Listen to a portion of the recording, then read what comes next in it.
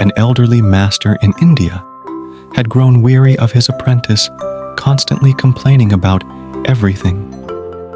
One day, he sent the apprentice to fetch salt. When the apprentice returned, dissatisfied with everything in his life, the old master instructed him to put a handful of salt into a glass of water and drink it.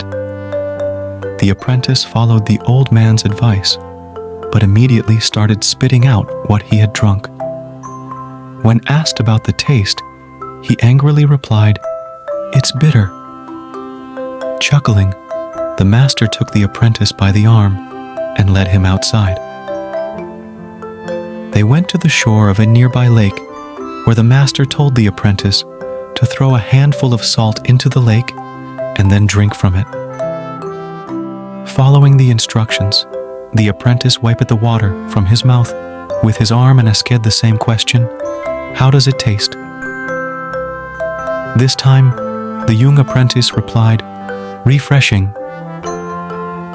The old man then asked if he could taste the salt, to which the apprentice answered, "No."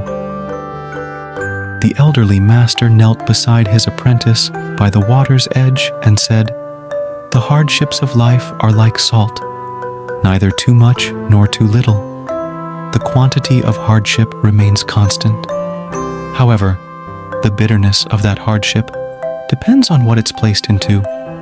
When hardship arises, all you need to do is expand your perspective about what's causing the hardship. So instead of being a glass, try to become a lake." With the taste of salt lingering in the air, the apprentice stood by the expansive lake, understanding that life's bitterness can be diluted by the vastness of one's perspective.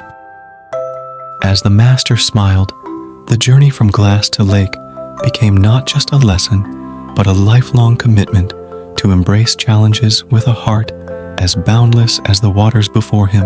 Thank you for listening to us. Until we meet again in another story, goodbye.